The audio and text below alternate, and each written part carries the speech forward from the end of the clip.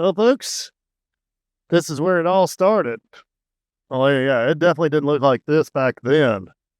I've been putting out some videos lately talking about, how can change your career? And some of the comments are so discouraging. A lot of y'all think that, well, if you don't know anybody, you're never going to get ahead. If you don't have money set aside, if you're not born with a silver spoon in your mouth, there's no way you can do this. If you don't have an engineering degree, you're not getting anywhere. Folks, we did it. And a lot of you said tooling is way too expensive to get started in this industry.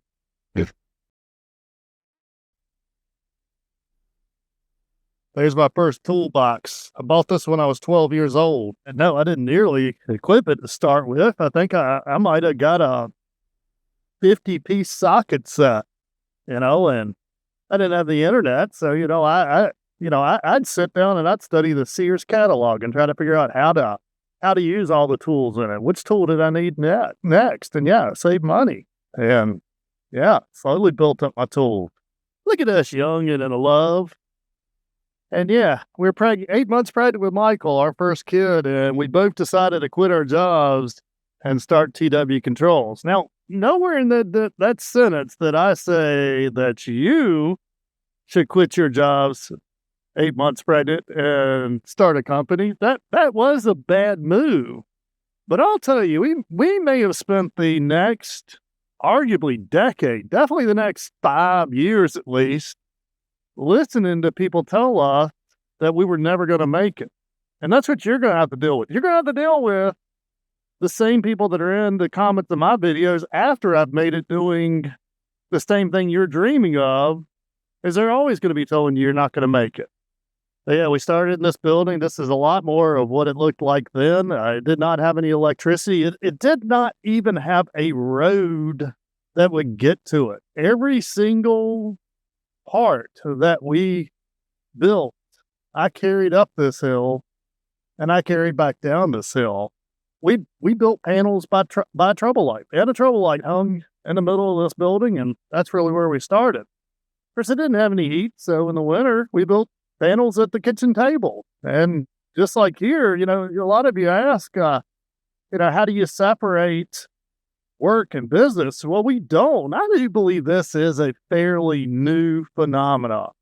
Michael here is crawling over control panel. It's not a post pitch or anything like that. He just liked playing with the disconnect more than he liked playing with his toys. So he was over there on it.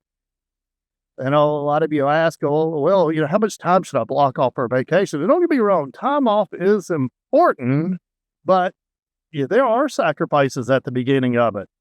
Here I am passed out with Michael. I'm exhausted. And, Amber's been working all day and dealing with them too. So I'm just holding him and I've passed out. I in this picture, I just fed Michael. I'm up in the middle of the night. So I'm sitting there pecking on a keyboard, working while I'm doing it. I don't come down here much. This is kind of turning into Michael's project area. But you would be amazed the amount of equipment that has been built on this little bit of stuff in this shop. I'll go and warn you, I know it's a mess in here.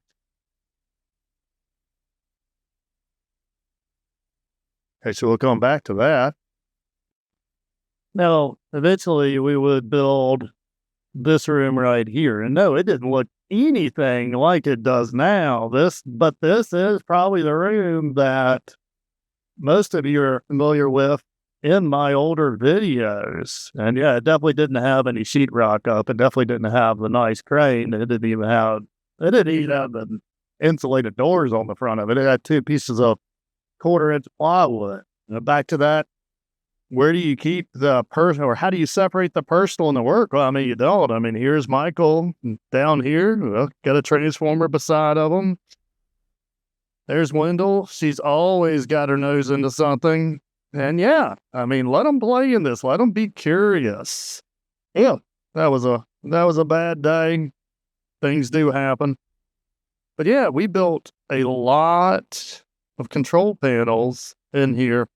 I don't get to participate in Reddit and all the forums as much now, but I do try to read them. And, someone a few weeks ago was like, yeah, I want to start a PLC programming company. First of all, we didn't know hardly anything about PLCs. That's the first issue. But there are very few pure PLC programming jobs. I mean, and even at our peak, PLC program probably accounted for less than 25% maybe of what we did. Yeah, we did a lot of mechanical work in addition to our control. Now, that doesn't 100% mean that we did it all, because here's another part of it. A lot of you out there are like, yeah, we can do it all. We're going to do it all in-house. Well, no, we didn't do it in-house. We worked with machine shops. We worked with fab shops. We designed things, which, I have a mechanical background. If you told me when I was 18 that I would honestly, if you told me at 18 that I would need a computer every day, I would have been like, no, I hate computers. I mean, I was a mechanical guy. I love turning wrenches, but yeah, we'd work with them and, work, with fab shops. We would design stuff. And then, we do have a mill. Yes, I know everybody out there is a really machinist says, no, that's not a real mill. But yes, you would be surprised the work that has come out on this mill and with that little welder over there. Yeah, at that point, we still didn't have heat in here. We were just using some space heaters. There's that toolbox. I mean, I bought that when I was 12. And okay, over time, as I gathered tools, we added more to it. And, I tell y'all all the time, if you got spare parts, mount them on a wall, start learning something. So here I had a Micrologix, I had a Slick. I think I had a Control Logic. Going back to that whole cash flow deal is, Amber and I weren't independently wealthy. So for a long time, nearly everything we had was for sale. I mean, I would have a project that maybe needed an expensive part. If the lead time was okay, I'd go ahead and put that expensive part on eBay just in case, But yeah, I had a Control Logix. Now I remember I had to sell that Control Logix because we needed money for a job. Probably not one of my finer moments, but, you got to have a way to pick up panels. And we had no way to really do it in here except for grunt. And so we were building panels that were heavier than Amber and I could handle. So we have a very crude monorail, and this thing used to shoot out, and you could pick up our panels with it. Whenever you got something broke, let your kids take it apart. Don't worry about them getting dirty. But yeah, well, okay. I've got a strap there. I don't think, hopefully I don't have a picture of it, but we would pick these up and that monorail would roll out this way and you could set it down on the trailer over here. And then over time, the roof got stressed and we couldn't pick them up anymore. So we actually added ramps to the building here. And we used to back the trailers in onto this wooden floor. So we'd pick the panel up, back it in, set it down, and pull it back out. Said you can't do it all. Here's another part that we're modifying. Did a lot of cool jobs though. This one right here, this was a water system, and it actually had to have battery backups, be totally remote. It was a really cool project. And don't pigeonhole yourself into what you do. Don't say, well, no, this is all I know. This is all I know how to do. I came out of the steel industry. I knew how to turn wrenches, put two pieces of steel together, and cut material off of them. And, if you had told me even then that in a few years, the idea that I would end up working in the medical industry, that I would work in the food industry, that I would work in the water industry, those seemed so foreign at the time. Yeah, but a lot of times, obviously we're trying to build a control system, but no, they needed some filters, they needed some tanks, they needed some pumps, so we'd build it all for them. There you go. And everybody used to ride me about this trailer because they'd be like, what are you going to do? Go cut some grass next? But there you go. We got a filter system sitting on the back. We're probably delivering that to a local customer. And that's a control panel we've got crated up to ship out somewhere across the U.S. probably. We did some internationally. Who knows where that was going? Now, back to y'all thinking that if you don't have a silver spoon in your mouth, that there's no way you can get in this industry. That was our driveway. That was 475 foot of pure ruts. Like a full-wheel drive with bottom out coming up. And we definitely did not start out in the lap of luxury. In fact, I guess I should have said it. Michael was born, 2 months after we started this company. We walked out of that hospital. We had less than $100 in our account. Yeah, they had to get off of school and they'd want, it is funny. They wanted to come down to the shop, so here Michael is playing with one of the Lego programming block things. He definitely had creativity. Here he is, taking a bunch of boxes and putting them together and building. That was his first robot he ever built. Oh, man. Now, y'all don't realize this picture right here. Yeah, this is the shop at the time. But we've got to ship that day. Now, there are no snow days when you're starting out. Yeah, and Amber and I, we had a panel to ship one day, and we had to shovel 475 foot of driveway to get that panel shipped out, knowing that there was 3 foot of snow coming in that night. And there's another one. No, we didn't have a flatbed truck. And I'm not saying you don't need a flatbed truck. I'm not ragging on if you have a flatbed truck, but no, we'd get up to the freight terminal and we'd let them go right in there and pick them up right out of the car. Yes, kind of going back, take the field trips. Look at that expression. But yeah, there's Amber. We built a lot of mechanical equipment in addition to building panels. Well, I think this was during the middle of eclipse. But okay, you're starting to see, I bought this off of Craigslist.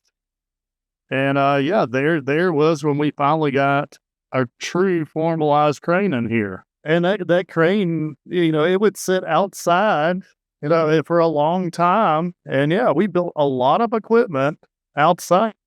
Yeah, here's this building. Yeah, back then it had the 1/4-inch doors. There was no true heat on it. But finally we got a job that, it wouldn't fit into our building. And here, we finally, they talked about the 1/4-inch doors. There's where that was a big upgrade. We finally put insulated doors, or really we put plywood with foam insulation in between them. But there's that crane, and we had a job. These were 20-foot sections in here, and I think this machine was like 30 foot. So yeah, we bought this covered building to go over it in front of it just for this job. I think this is definitely the second iteration of our trainer, because the original PLC trainer wasn't a PLC trainer, it was an industrial control trainer. Didn't actually have a PLC on it. Yeah, because this one doesn't have, there was a heater and everything, and you could do some PIDs with it. Wasn't really popular, and a lot of people were scared about getting burned on it, so we scrapped it. But yeah, we built a lot of panels in here. Yeah, apparently had a flat tire, but yeah, look at there, we built all types of cool equipment in here, but yeah. And this is not at this shop, so apparently, I don't remember this, but yeah, apparently, we had a flat tire on the way to deliver something. Oh, look at there. He's filling his truck up with gas. But yeah, worked on a lot of cool equipment over the years. Oh my goodness, there's the monorail. I kind of hope there was no picture, but yeah, so we would pick this up, we'd slide that cart out, and at this point, yes, the ramps are in here, so we would open these doors up, and there was like an inch of clearance in between here, and we could back that trailer in, and we'd drop the panel on it. But yeah, we used all different types of brands. This one had a Micrologix PLC in it. That's one right here. That one had an Automation Direct PLC in it. Oh, and yeah, so this picture right here, this is the picture.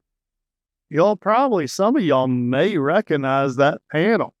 Going back to a lot of you saying that, well, the little guy can't get ahead. There's always something down. There's always something going to keep you down and all that.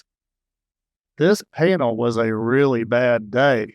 Anybody who's ever been in a panel building knows that your cash flow is up and your cash flow is down, and your cash flow is at the maximum lowest level that moment you're getting ready to deliver that panel. That panel was built and they put a hold on the job. So yeah, I had a $20,000 boat anchor sitting in this shop.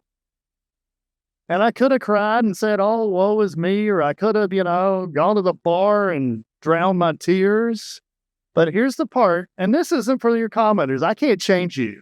This is for everybody that is still on the fence whether they can do it or not, is every situation has a silver lining.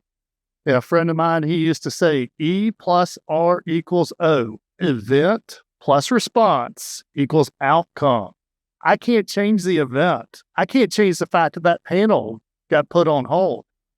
I could change my response to it. And so, yeah, I've been wanting to learn how to, mix videos together. We had some really lame videos at that point about how to configure a couple of cables, mainly to sell cables. And so this was the panel that I used to learn how to mix and add images and put text. And this would turn into what everybody calls the Dancing Lady video, which I think has over 500,000 views and really changed our company. I mean, we went from, that was probably, if there's ever a moment I can say that was the change in our company, that took us from an automation company kind of starting down the road into the training company we are today. Yes, Amber has well-manicured nails, but don't think she can't run a skid steer. But yeah, we did a lot of jobs. Hey, Curse Controls, here you go. I know if you haven't followed Curse Controls, you ought to check them out. But yeah, I used to do a lot of wastewater systems. But yeah, kind of going back, no, there was no real separation between work and business.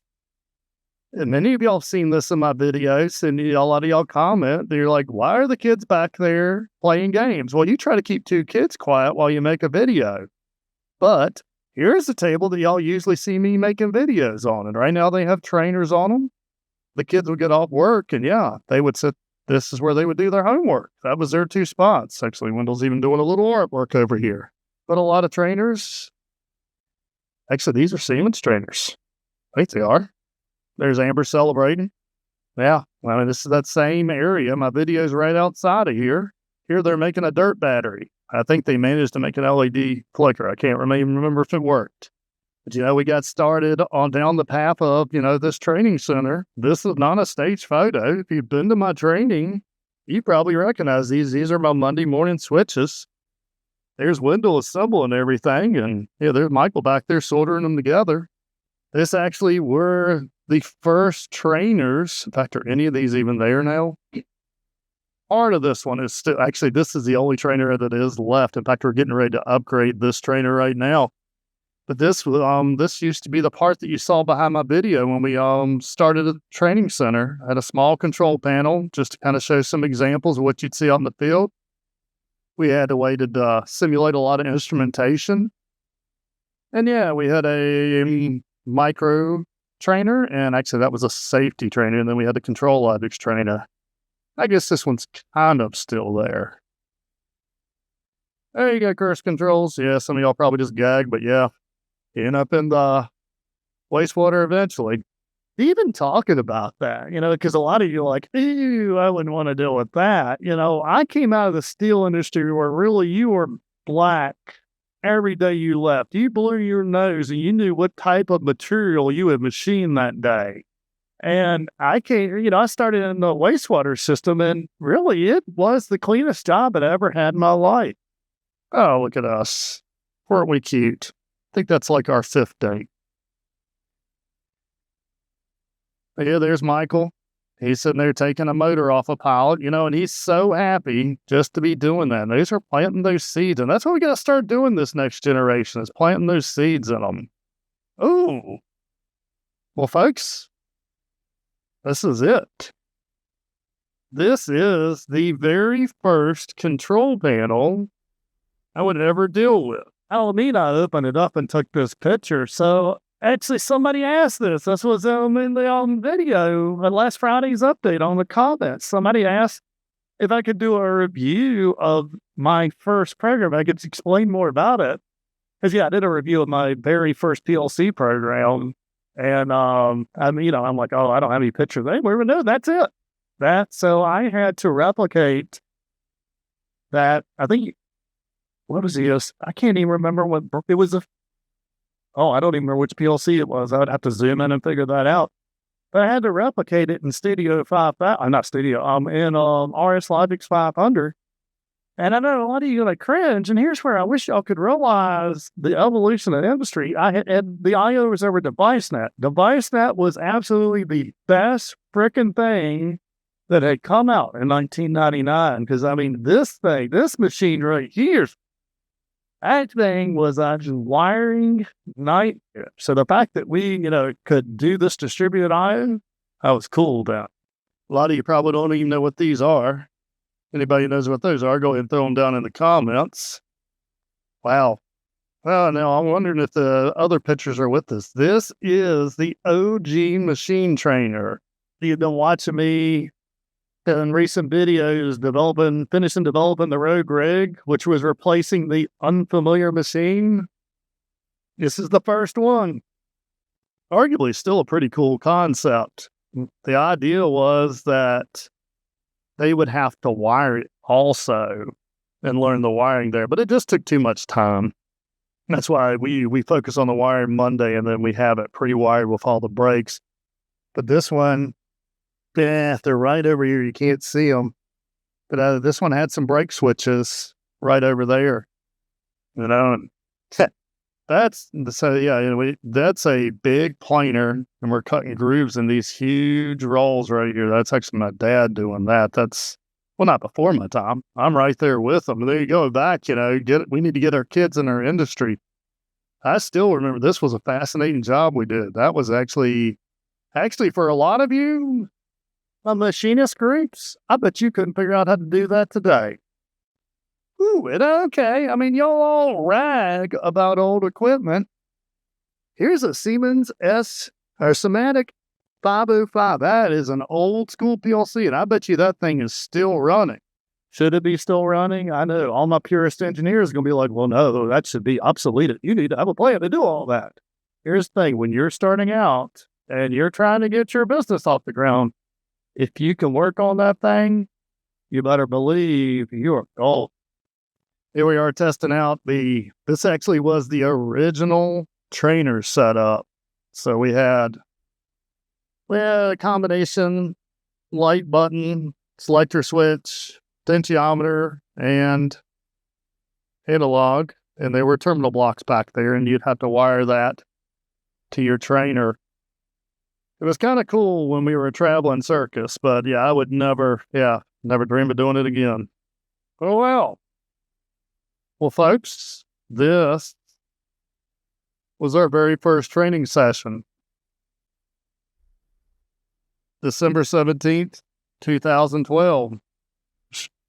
Yeah, we're in a hotel conference room, and, well, it looks like, okay, there were 6, but apparently there were going to be 6 people there. And yeah, that's how we were starting out. And no, it was not elegant. And I think that's, a lot of you stay on the fence way too long because you're like, well, I'm not quite ready. Oh, I'm not sure about this. Go for it. Go for it and get started. The stairs are a little more formalized, but yeah, way up there, that's where that building was. We had to carry control panels up and down too. All of our steel used to hang right there. So yeah, we used to build a lot of items. It's kind of funny to run into this. Used to when you'd order stuff that, that's what all of our stock was in this one little box. The driveway is slightly better now. Well, apparently my windshield is not. But yeah, there used to be shipping and receiving right there. It always be good to those that are starting out, you bigger folks. There is a company that is willing to give us the most smoking deal for their services, and I refuse to use them because they would not deliver to us when we were a small little fry at this place.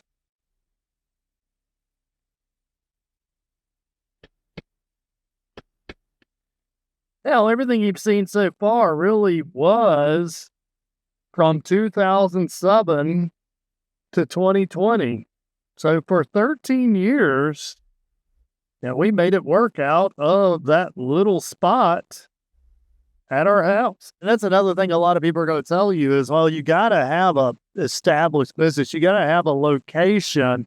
And even, for a long time, I made myself out to be bigger than I was. I had a picture of the art museum on my website because everybody said you needed a picture of a building. And I never forget, a customer called me one day and they're like, hey, we need this part. Do you have it? I'm like, yeah, I got it. I'll bring it to you. And they're like, no, I know where you live, and I'm gonna run right there right now. I'm like, oh my gosh. And I never forget, they went into my shop and they're like, wow, I can't believe the amount of work you get done out of such a small space. I'm impressed. And here's where you see me most of the time. You can tell it's an off week because it looks like a pig pen. Here you go. I mean, nothing's changed. 10 years later, she's still sitting here doing her homework. Look at that. She's going to be shy, not even look at me. 13 years after we started the company, we would sign the lease on this one singular room. That door was not even there. And folks, this definitely was not a sure thing. We signed a lease of this at the beginning of COVID. The world had shut down, and all of a sudden, companies and schools were calling saying, hey, we're not going to be able to do business as usual. Can we come hang out with you and figure out how to do this? And well, we had this spot at the shop, and I'm like, well, no, the world's coming to the end and my kids are right here. Maybe it is true that we're all going to die.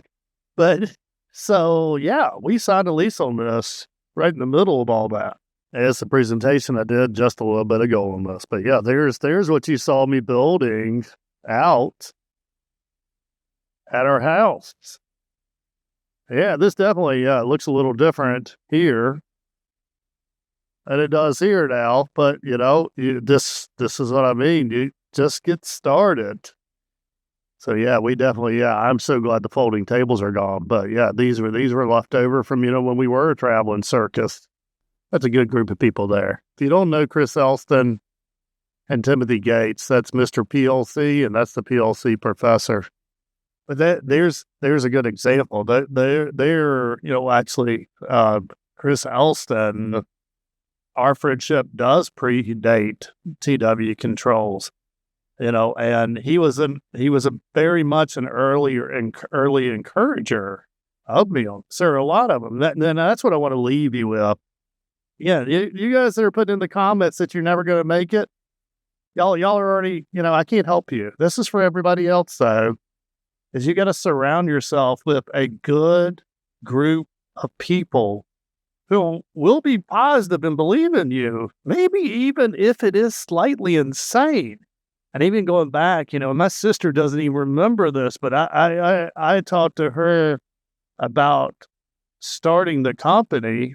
And she said, oh, you'll do great. You always land on your feet. Now, there was zero reason behind what she said, but she gave me enough confidence to make the next step. Chris Elston gave me enough confidence to make the next step.